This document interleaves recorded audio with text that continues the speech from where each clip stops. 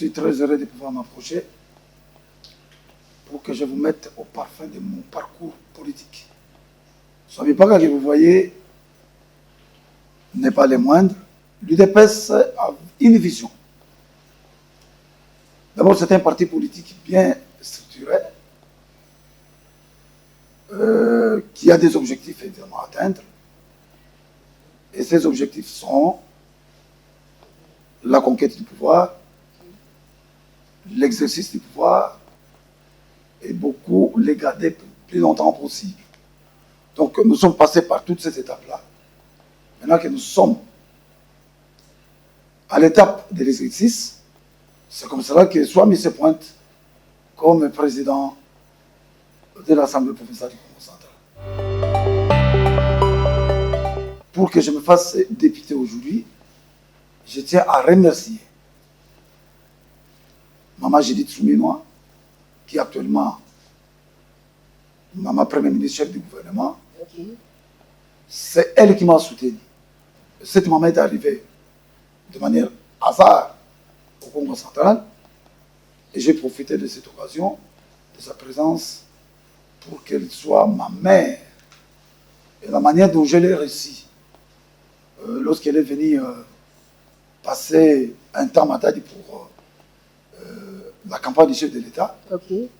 C'est là que j'ai profité de l'occasion pour que je puisse être en contact permanent avec elle. Et c'est elle qui m'a soutenu financièrement pour que je puisse me pointer candidat député provincial dans la circonscription de la ville de Matadi.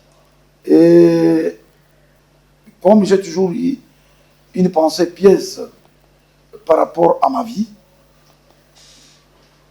je pense que je suis le seul à Matadi, enseignant, qui quitte l'enseignement pour se faire élire député provincial. Pendant que j'étais dans l'enseignement, avec le peu que j'avais le courage d'aider, parce qu'en tout cas, sincèrement, j'ai la passion envers les autres. Quand j'ai quelque chose, je ne doute pas un seul instant, autant que je meurs de faim, mais beaucoup plus ouvrir la main pour aider, et de tout ce que j'ai fait, la population matadienne était très reconnaissante envers moi. Et c'est comme cela que je me suis fait élire comme député. Et quand nous sommes arrivés à l'Assemblée, avant d'ailleurs qu'on y ouvre la session proprement dite, okay. La session de mars, okay. Nous nous sommes mis à l'écart pour former les tickets. Et c'est dans ces tickets qu'ils ont trouvé utile pour que je puisse briguer cette fonction du rapporteur. J'avais tenté une aventure. Heureusement que les collègues qui étaient avec moi m'inspiraient tellement confiance. Et c'est ce qui a fait que je sois élu. Rapporteur de l'Assemblée, je viens de faire plus d'1 année et demie. Et maintenant, par la volonté de Dieu, aujourd'hui, je me retrouve à la tête de l'institution. Ce n'est pas un hasard, mais ce n'est pas la volonté de Dieu. Parce que tout ce que nous pouvons vivre dans ce monde, ça passe par la volonté de Dieu. Donc la vie, c'est une trace qui a été faite par Dieu lui-même, okay. Où chacun doit passer par ces traces, et pour sa vie, c'est tout. La politique, pour moi, est dans le sang. Pendant que j'étais encore à l'école primaire, au village, dans les années 77-78, okay. J'entendais parler d'un certain papa respectueux, reconnu mondialement, qui s'appelait Papa Étienne Tshisekedi Ouamulumba. C'est à travers les radios, parce qu'au village, on n'avait pas de télévision. Je me disais intérieurement, pendant que j'étais encore en 5e primaire, je pense, je me disais, je serai comme ces papas-là. Parce que j'avais l'habitude de suivre la France Inter, tout ça, toutes les radios périphériques. J'étais vraiment à l'écoute de tout ce qui se passait à travers les pays et à travers le monde. Et de cette pensée que j'avais émis dans mon cerveau m'a fait que je sois ce que je suis aujourd'hui. Et je suis membre de l'UDPS depuis 1991. Quand vous étiez encore enseignant?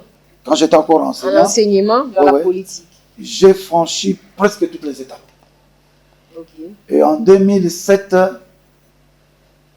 Papa Étienne va devoir me nommer comme vice-président fédéral de l'UDPS Fédération de Matadi jusqu'en 2022. J'étais toujours vice-président. Et il faudra attendre l'arrivée de mon secrétaire général AK-47 Augustin Kabouya, mon abouté, du chef, pour que je sois, qui me nomme président fédéral.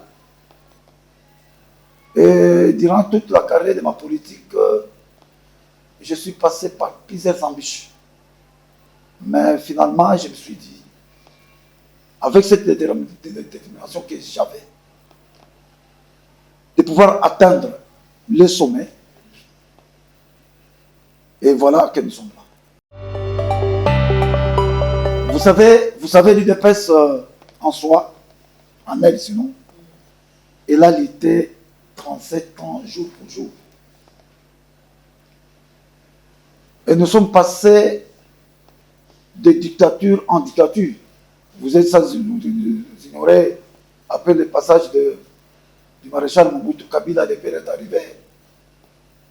Après le Kabila le père, Kabila le fils est arrivé. Donc nous sommes passés de dictature en dictature plus de 3 décennies. Et l'UDPS a fait face. Et cet esprit du combat que nous avions déclenché par l'entremise du Sphinx, qui est mon mentor politique, que je soutiens jusqu'à ce jour. C'est vrai que tu sais que des morts de la chair, mais spirituellement, il est encore avec nous. Donc, nous avons incarné son esprit. C'est ce qui a fait que nous soyons ce que nous sommes aujourd'hui. Et donc, l'UDPS, c'est un grand parti politique. Par rapport à tout ce que nous avons fait, moi personnellement, déjà ma carrière politique, nous avions consommé beaucoup de gaz lacrymogène. Et au finish, je me suis retrouvé en prison, juste après la mort du Sphinx. Parce que c'est ce que je me suis en train de vous expliquer, parce que ce Sphinx est mort le 2 février 2017. Moi, j'ai été arrêté le 30 novembre 2017. J'ai même failli fêter en prison. C'est parce que j'étais le coordonnateur du rassemblement. Et finalement, nous nous sommes réunis avec les partis politiques qui soutenaient Tshisekedi ou Moulumba. Nous avons dit, nous devons faire une marche pacifique pour que nous puissions faire entendre notre voix. Mais de cela, comme la dictature était même à travers le mois de l'épinière, j'ai été arrêté. Pas seulement seul, mais nous étions arrêtés au nombre de 6. On nous a transférés à la police criminelle. Nous sommes passés par la police scientifique. Nous sommes descendus au parquet général, au cachot. Le dimanche, on va nous transférer au parquet de grande instance. Quelques jours après, nous serons transférés en prison. Okay. Et toutes ces étapes auxquelles je suis passé m'ont beaucoup instruit de cela en tant que politique. Actuellement, j'ai des yeux politiques, j'ai des oreilles politiques, okay. J'ai la bouche politique et j'ai l'esprit en moi politique. Cette imitation-là,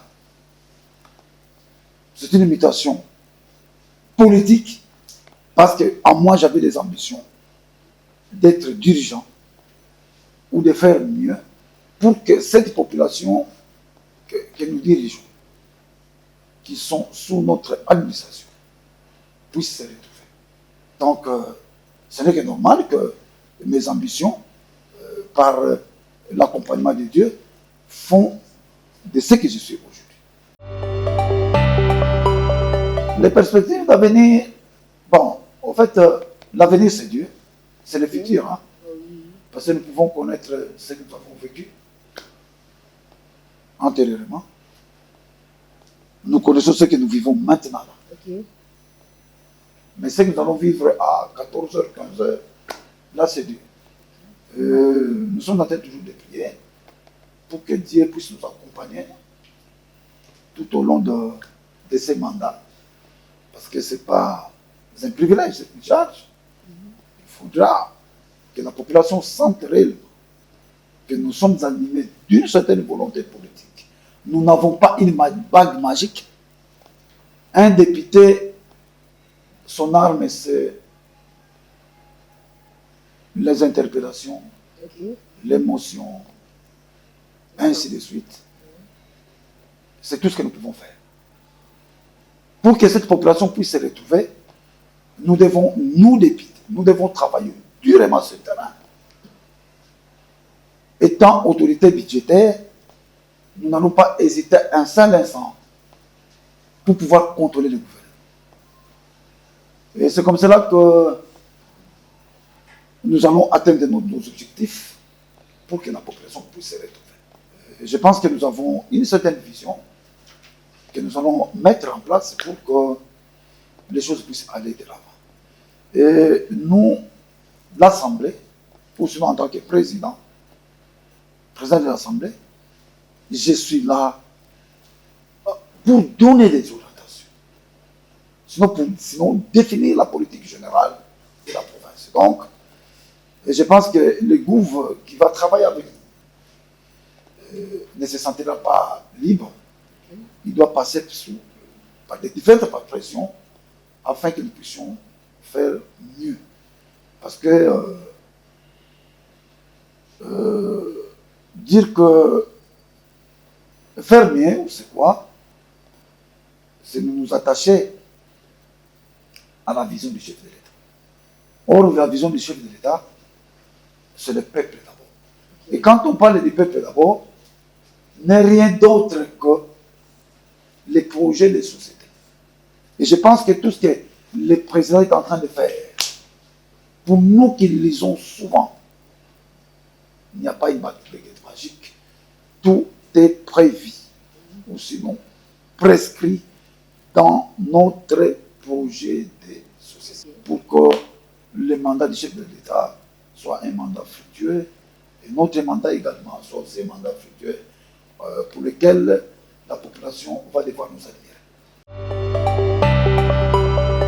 Le seul conseil que je pourrais prodiguer beaucoup plus à la jeunesse, pas nécessairement celle du Congo central, mais plutôt la jeunesse congolaise en général. Moi, je ne serai pas d'avis de ceux qui disent que la jeunesse est l'avenir de demain. Moi, je dirais plutôt la jeunesse, c'est l'avenir d'aujourd'hui. C'est maintenant que la jeunesse doit prendre conscience. Parce que actuellement, il faut compter 80% de la population de la République démocratique du Congo est dans cette ligne de la jeunesse. Un jeune doit avoir des esprits, ou un esprit en lui, de pouvoir connaître ce qu'il est et ce qu'il doit faire. Donc, nos jeunes doivent avoir l'éthique, l'équité, la probité morale et autre chose. Parce que moi, lorsque j'ai grandissé, dans les chefs des raisonnements de jeunes qui disaient